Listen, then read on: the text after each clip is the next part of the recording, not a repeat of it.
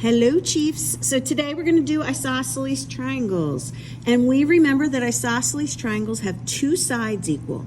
And the number of sides that are equal in a triangle, there are also the same number of angles equal. So let's talk about the parts of the isosceles triangle. It has two congruent sides, which we are going to call the legs. So in this picture, they are right here. These are our legs. Segment AB and segment BC. These are our legs, and the angle where the legs intersect is called the vertex angle. It's usually, if our picture is like so, at the tippy top. So B is our vertex angle in this picture. Then the side opposite the vertex angle, so if I go straight down here, AC is called the base. And in this picture, the base is AC. The angles along the base are called base angles. And our base angles in an isosceles triangle are equal. So angle A and angle C are our base angles that are congruent. So if you notice the parts of the isosceles triangle, the two equal sides are the legs, the third side is the base. Where the two legs intersect is angle B, which is the vertex angle, and the two base angles that are equal are angle 2 and angle 3 in this picture. So therefore, we've got an isosceles triangle theorem. If you have two sides of a triangle congruent, so if you have two sides congruent, then the angles opposite those sides are congruent. So in this picture, if you have the legs, two sides, we're going to do that first. AB, congruent to the other leg, BC. Where are the angles located across from them? Well, it makes sense. If the legs are equal, AB goes with angle C, because if you look how angle C opens, it holds segment AB. And the degree measure is the amount that angle C opens. And if you look at angle A, the degree measure it opens is BC, everything between. And they are going to be the same. Since the legs are the same, angle A and angle C are congruent. The measure of angle A is going to equal the measure of angle C. Now let's do the converse, which is the reverse of that one. If two angles of a triangle are congruent, so if the measure of angle A is congruent to the measure of angle C in this picture, then the sides opposite those angles are congruent. And the sides opposite these two angles, side opposite angle A is segment BC, and the side opposite angle C is segment AB. Then these legs are congruent.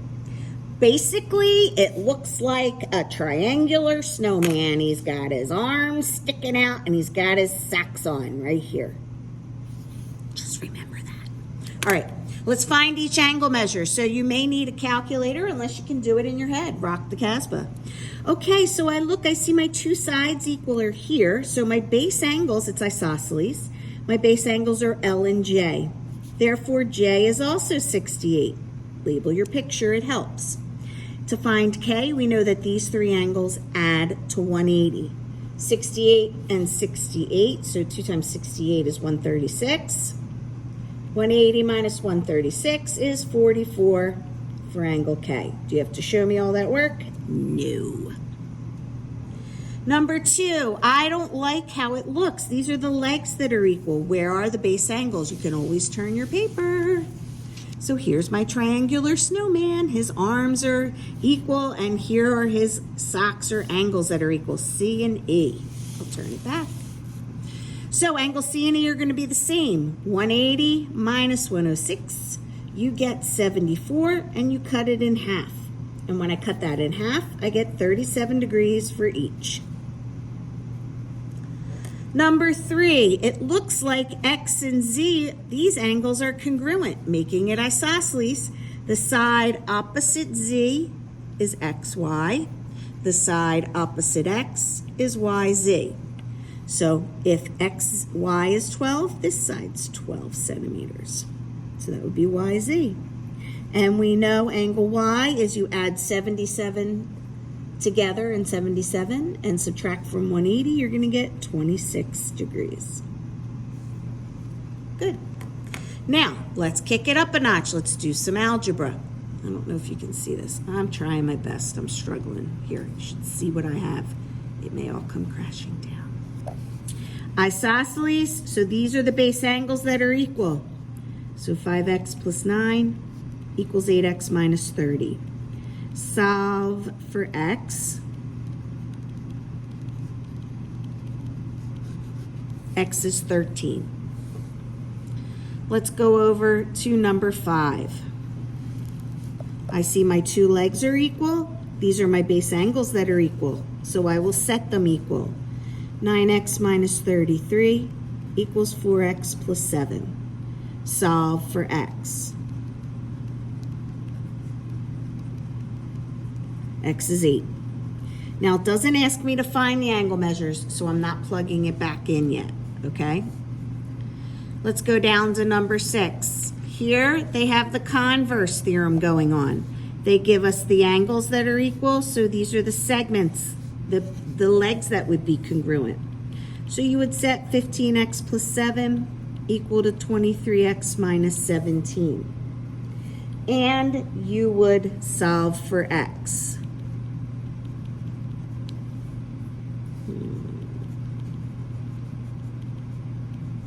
I got x to be 3. When I go to number 7, I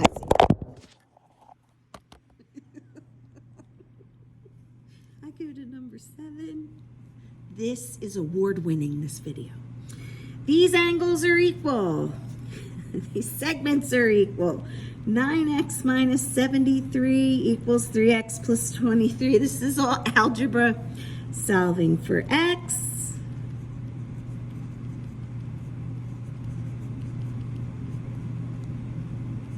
X is 16. Bravo! Turn the page.